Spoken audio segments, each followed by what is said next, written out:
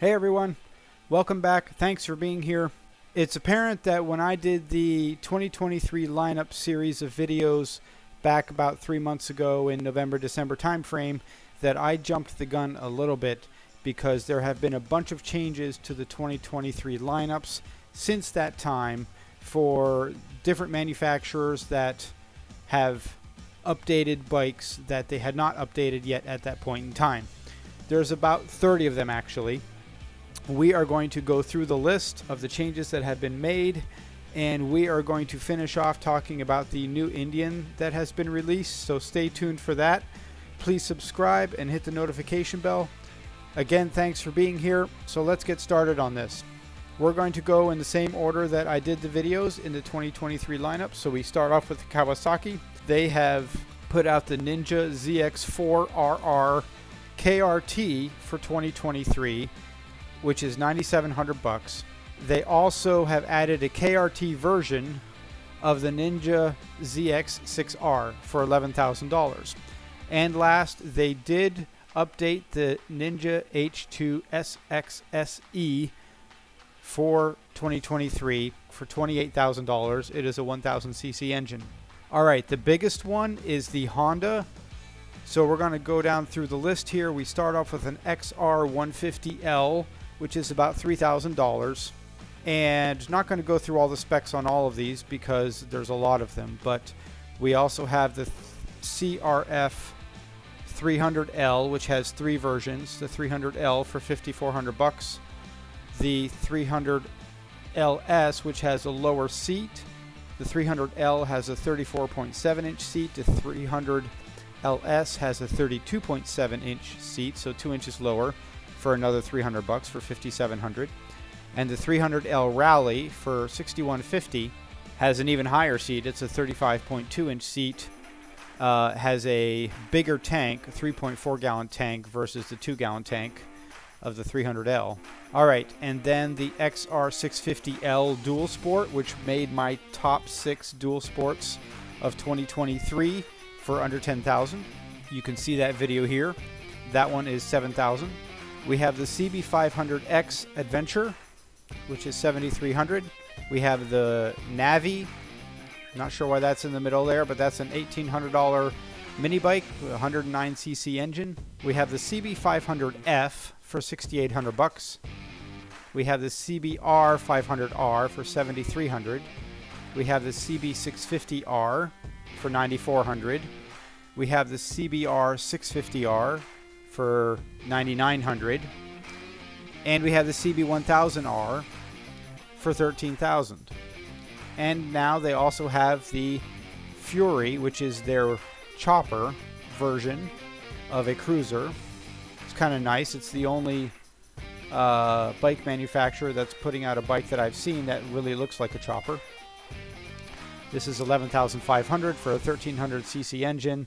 Pretty good price, 27-inch seat height, 680 pounds. We go to Suzuki now, and we have the Gixxer 250R, which has ABS on it, for $5,000. We have the Gixxer S750Z for $8,650.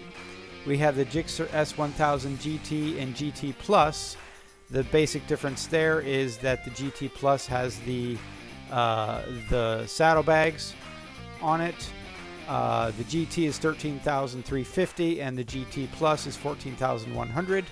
And then we have the cruisers, which were not announced for 2023 yet when I did my video, but they are out. The Boulevard C50 for $8,900 or $8,910. That was in my top 6 cruisers for under $10,000. The Boulevard C50T, which is the touring version, for $10,360, basically includes a windshield and saddlebags. And of course the M109 Boss for $15,600. This is a 1780cc power cruiser, 764 pounds, 5 gallon tank. Would love to take this thing for a spin. Next is BMW. Basically 2 minor changes or updates. They have a 100th anniversary version of the R18, which is $19,000, has lots of chrome on it, and a 100th anniversary edition of the R9T, which is $20,000 with also with lots of chrome on it. And then we have the KTM. We have the 200 Duke for $4,200 is now available in a 2023 version. The 390 Duke for $5,900. The 390 Adventure for $7,400. And the RC 390 for $5,900 for a sport bike. So that is it for the updates for 2023 to complete my 2023 videos. If they're not in here, I did not notice any changes. So Yamaha and Triumph, Royal Enfield, Ducati, of course Harley, because I didn't do theirs until mid-January when they had their big reveal. Anyway, I did not see any changes in those since my 2023 lineup video.